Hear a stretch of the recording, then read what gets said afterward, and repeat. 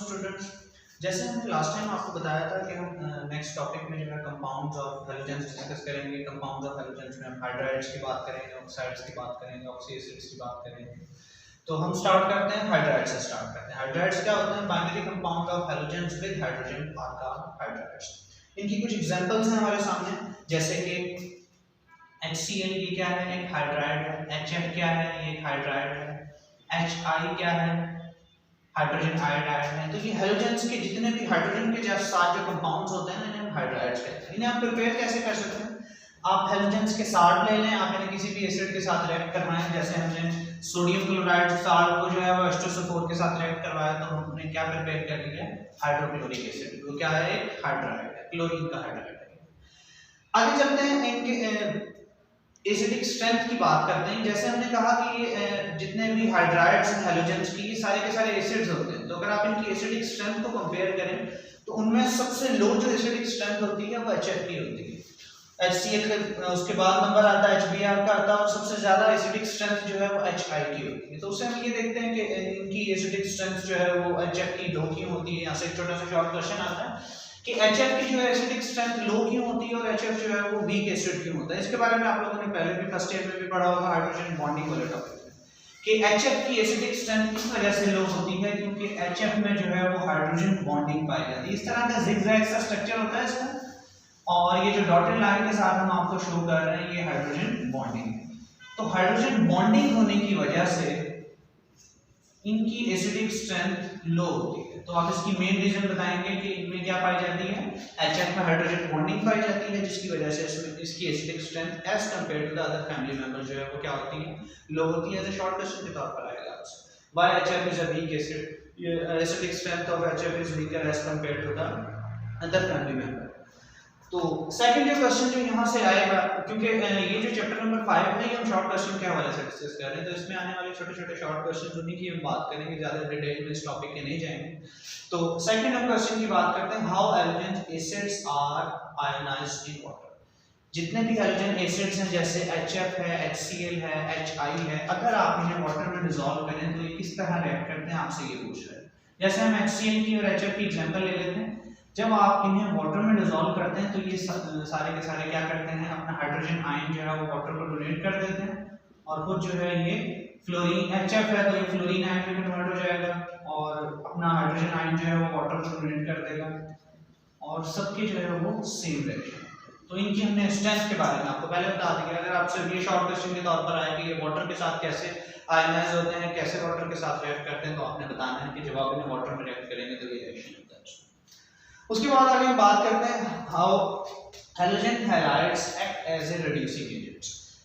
जैसे आपको पता है कि सारे के सारे एसिड्स हैं, और एसिड जो है ज्यादातर जो है वो रिड्यूसिंग एजेंट्स होते हैं। तो ये भी क्या है? HF, HI, HCl ये सारे के सारे रिड्यूसिंग एजेंट्स के तौर पर काम करते हैं। एग्जांपल देखते हैं कि how they act as a reducing agent. तो HI, जैसे हमने आपको बताया कि HI जो है वो सबसे जो है वो ज्यादा स्ट्रॉन्ग एसिडिक स्ट्रेंथ जो है वो HI की होती है, और स्ट्रॉन्ग एसिडिक स्ट्रेंथ है तो सबसे अच्छा रिड्यूसिंग एजेंट भी ये HI ही होगा। अगर आपसे पूछे ना कि रिड्यूसिंग एजेंट्स का ऑर्डर बताएं तो आप बताएंगे कि सबसे ज्यादा एसिडिक स्ट्रेंथ भी HI की होती है और सबसे अच्छा रिड्यूसिंग एजेंट भी HI होता है। जब आप इसे सल्फर के साथ रिएक्ट करवाएंगे तो यहाँ पर हाइड्रोजन सल्फाइड बनेगा और आयोडीन सेपरेट हो जाएगी। इसमें कैसे, कहाँ पर रिडक्शन हुई है, कहाँ पर ऑक्सीडेशन हुई है, उसे हम देखेंगे। आपको पता है कि फ्री स्टेट में एटम की जो ऑक्सीडेशन स्टेट होती है वो 0 होती है, आयोडीन की जो है वो क्या होती है? -1 होती है, हाइड्रोजन की +1 होती है। हाइड्रोजन जो है वो -1 से चला गया 0 में चला गया, तो इसकी क्या हो गई? ऑक्सीडेशन हो गई। सल्फर 0 से जो है ये -2 में आ गए। यहाँ पर अगर आप चेक करें तो सल्फर की क्या हो गई है? रिडक्शन, और आयोडीन की क्या हो गई है? ऑक्सीडेशन हो गई।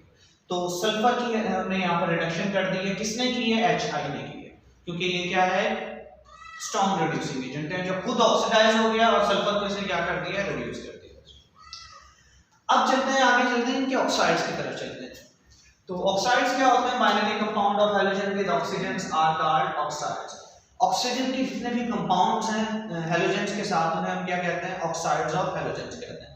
ये फ्लोरीन भी जो है वो ऑक्साइड्स बनाते हैं, क्लोरीन भी जो है ऑक्साइड्स बनाते हैं, ऑक्सीजन के साथ रिएक्ट करते हैं, ब्रोमीन भी बनाते हैं, आयोडीन भी बनाते हैं। तो वन बाय वन करके डिस्कस करते हैं। जैसे हमने छोटी सी एग्जांपल एक ब्रोमीन के ऑक्साइड पे आपको प्रिपेयर करके दिखाया है, कैसे प्रिपेयर कर सकते हैं आप इससे सिल्वर ऑक्साइड के साथ ब्रोमीन को रिएक्ट करवाएं तो आप जो है वो ब्रोमीन के ऑक्साइड को प्रिपेयर कर सकते हैं। अच्छा, इनमें एक बड़ी इंटरेस्टिंग सी चीज है कि ये जो है वो डायरेक्टली ऑक्सीजन और हैलोजेंस की कॉम्बिनेशन से इनके आप ऑक्साइड नहीं बना सकते। बाकी जितने भी मेटल्स हैं उन्हें आप ऑक्सीजन के साथ रिएक्ट करवाएं ना तो वो अपने अपने ऑक्साइड बना लेते हैं, लेकिन इनकी थोड़ी सी लिमिटेशन है कि ये डायरेक्ट कॉम्बिनेशन ऑफ ऑक्सीजन के साथ जो ऑक्साइड नहीं बनाते। हाँ, एक एक्सेप्शनल केस जरूर है इसमें, फ्लोरीन जो है वो डायरेक्ट ऑक्सीजन के साथ कंबाइन होकर जो है वो ऑक्साइड बना लेता है, लेकिन बाकी जो है वो क्लोरीन, ब्रोमीन, आयोडीन ये जो है ऑक्सीजन के साथ डायरेक्टली रिएक्ट करके ऑक्साइड नहीं बनाते। तो हम वन बाय वन करके पहले फ्लोरीन के ऑक्साइड्स की बात करते हैं, फिर हम जो है वो ब्रोमीन के, क्लोरीन के, लास्ट में आयोडीन के ऑक्साइड की बात करते हैं। तो सबसे पहले हम आपको बताते हैं कि फ्लोरीन के ऑक्साइड्स कौन कौन से होते हैं। ये तीन ऑक्साइड्स के हमने नाम लिखे हैं आपके सामने। अच्छा, इनको नाम देना बड़ा आसान है, आपने बस ये देखना है कितने ऑक्सीजन के एटम है, कितने फ्लोरीन के एटम है। जैसे इसे हम ऐसे नाम देंगे, ऑक्सीजन डाइफ्लोराइड कहेंगे इसे हम कहेंगे डाई ऑक्सीजन डाइफ्लोराइड कहेंगे, O2F2 है। इसे हम कहेंगे ट्राई ऑक्सीजन डाइफ्लोराइड कहेंगे क्योंकि उसमें 3 ऑक्सीजन और 2 फ्लोरीन। तो जितने number of atoms of oxygen और जितने जो है हैलोजेंस हैं आप उसी टर्म से नाम दे दें, और बड़ा सिंपल है ऐसे नाम। आगे चलते हैं, फ्लोरीन के ऑक्साइड्स को आप कैसे प्रिपेयर कर सकते हैं। आप इन्हें डायरेक्ट कॉम्बिनेशन से प्रिपेयर कर सकते हैं। फ्लोरीन को ऑक्सीजन के साथ रिएक्ट करवाएं तो आप जो है वो ट्राई ऑक्सीजन डाइफ्लोराइड को प्रिपेयर कर सकते हैं। लेकिन जब आप इसे डिकम्पोज करना चाहें ना, आप इसे हीट करें, इनके दरमियान ना बड़ी स्ट्रॉन्ग फोर्सेस ऑफ अट्रैक्शन होती हैं, तो आप जब इन्हें डिकम्पोज करना चाहेंगे तो ये कंप्लीटली डिकम्पोज नहीं होंगे, यहाँ से जो ऑक्सीजन निकल जाएगा तो डाई ऑक्सीजन डाइफ्लोराइड बन जाएगा। अगर आप इनके स्ट्रक्चर देखें, अभी जो हमने आपको ऑक्साइड बताया है, तो इनके स्ट्रक्चर जो है वो वाटर के स्ट्रक्चर्स के साथ जो है वो मैच करते हैं। पहले वाला जो है OF2 का स्ट्रक्चर अगर आप देखें तो ऑक्सीजन पर लोन पेयर्स होते हैं, जिसकी वजह से जो है दोनों के दोनों फ्लोरीन्स को जो बेंड कर देता है, इनका जो बॉन्ड एंगल है वो 105 आ जाता है। उसके अलावा अगर हम उसका देखें स्ट्रक्चर, उसका थोड़ा सा डिफरेंट सा स्ट्रक्चर होता है, उसमें 2 ऑक्सीजन 2 फ्लोरीन होते हैं। तो ये जो है स्ट्रक्चर वाले जो क्वेश्चन है ये भी आपसे शॉर्ट क्वेश्चन के तौर पर पूछ सकता है कि draw the structure of OF2 and O2F2, इस तरह हमसे शॉर्ट क्वेश्चन के तौर पर पूछ सकता है। जी, फ्लोरीन के ऑक्साइड के बाद हम बात करते हैं क्लोरीन के ऑक्साइड्स की। क्लोरीन के काफी सारे ऑक्साइड्स होते हैं, क्लोरीन मोनोऑक्साइड, डाइऑक्साइड, हेक्साऑक्साइड, हेप्टाऑक्साइड। हम यहाँ पर सिर्फ 2 की बात करेंगे, क्लोरीन डाइऑक्साइड की और हेप्टाऑक्साइड की बात करेंगे। क्लोरीन डाइऑक्साइड को आप कैसे प्रिपेयर कर सकते हैं। आप पोटेशियम क्लोराइड लें, उसे ऑक्सैलिक एसिड के साथ और H2SO4 के साथ रिएक्ट करवाएं तो आप जो है वो क्लोरीन डाइऑक्साइड को प्रिपेयर कर सकते हैं। अगर आपने क्लोरीन हेप्टाऑक्साइड को प्रिपेयर करना है, हेप्टा जैसे आपके नाम से ही पता चल रहा है कि इसके साथ जो है कम से कम 7 ऑक्सीजन होंगे, इसलिए हम हेप्टाऑक्साइड कह रहे हैं। तो आप जो है वो परक्लोरिक एसिड और फास्फोरस पेंटाऑक्साइड को आपस में रिएक्ट करवाएं, तब जाकर जो है आप क्लोरीन हेप्टाऑक्साइड को प्रिपेयर कर सकते हैं। क्लोरीन की जो ऑक्साइड्स हैं उनकी कॉमन से कुछ प्रॉपर्टीज हैं कि ये जो है पैरामैग्नेटिक सब्सटेंस होते हैं। ये जैसे आपने पैरामैग्नेटिक डायमैग्नेटिक सब्सटेंस के बारे में पढ़ा है लास्ट वाले लेक्चर में कि अगर आप इन्हें मैग्नेटिक फील्ड में रखें तो मैग्नेटिक फील्ड में जो है ये अट्रैक्ट होते हैं, तो पैरामैग्नेटिक सब्सटेंस कहते हैं।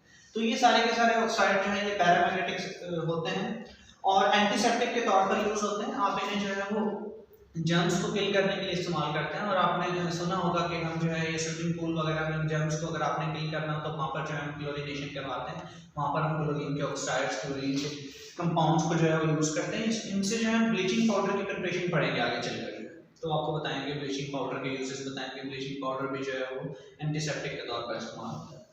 आगे चलते हैं ऑक्साइड्स और ब्रोमीन की तरफ आते हैं। ब्रोमीन के भी काफी सारे ऑक्साइड्स होते हैं, यहाँ पर सिर्फ हम जो है ब्रोमीन मोनोऑक्साइड की बात करेंगे। जैसे हमने आपको इसकी प्रिपरेशन पहले भी बताई थी कि आप मर्करी ऑक्साइड को ब्रोमीन के साथ रिएक्ट करवाएं तो ब्रोमीन मोनोऑक्साइड को आप प्रिपेयर कर सकते हैं। थोड़ी सी प्रॉपर्टीज भी इसकी देख लेते हैं। एक तो ये वोलेटाइल लिक्विड होता है, डार्क सा कलर होता है इसका। वोलेटाइल लिक्विड यानी कि जल्दी से जो है वो एवेपोरेट हो सकता है। उसके अलावा जो है इसकी थर्मल स्टेबिलिटी बड़ी कम होती है, आप इसे थोड़ा सा हीट करेंगे ये जो है डिकम्पोज हो जाएगी। और उसकी ऑक्सीडाइजिंग प्रॉपर्टी जो है बड़ी हाई होती है। अच्छे ऑक्सीडाइजिंग एजेंट्स होते हैं क्योंकि जो जल्दी से अपना ऑक्सीजन डोनेट कर देते हैं और वो जाकर ऑक्सीजन जो है वो सामने वाले की ऑक्सीडेशन कर देते हैं। तो ये अच्छे ऑक्सीडाइजिंग एजेंट्स होते हैं। आगे हम बात करते हैं ऑक्साइड्स ऑफ आयोडीन की बात करते हैं। आयोडीन के भी काफी सारे ऑक्साइड्स हैं, लेकिन यहाँ पर हम जो है वो सिर्फ बात करेंगे आयोडीन पेंटाऑक्साइड की बात करेंगे। आप जो है आयोडीन पेंटाऑक्साइड को कैसे प्रिपेयर कर सकते हैं। आप जो है वो ऑक्सी एसिड्स ऑफ आयोडीन है, इसे हीट करें तो आप जो है वो आयोडीन पेंटाऑक्साइड को प्रिपेयर कर सकते हैं। इनकी भी थोड़ी सी प्रॉपर्टीज देख लेते हैं कि वाइट क्रिस्टलाइन सॉलिड्स होते हैं, पॉलीमर्स बनाने की सलाहियत रखते हैं, ऑर्गेनिक कंपाउंड्स में इनसॉल्युबल होते हैं, और जैसे कि हमने पहले पढ़ा है कि ये सारे के सारे जो है इनकी ऑक्सीडाइजिंग पावर होती है इनकी, क्योंकि इन्हें आप हीट करेंगे अपना ऑक्सीजन रिलीज कर देते हैं और सामने वाले में ऑक्सीजन जाकर ऐड हो जाता है, तो ये अच्छे ऑक्सीडाइजिंग एजेंट्स के तौर पर इस्तेमाल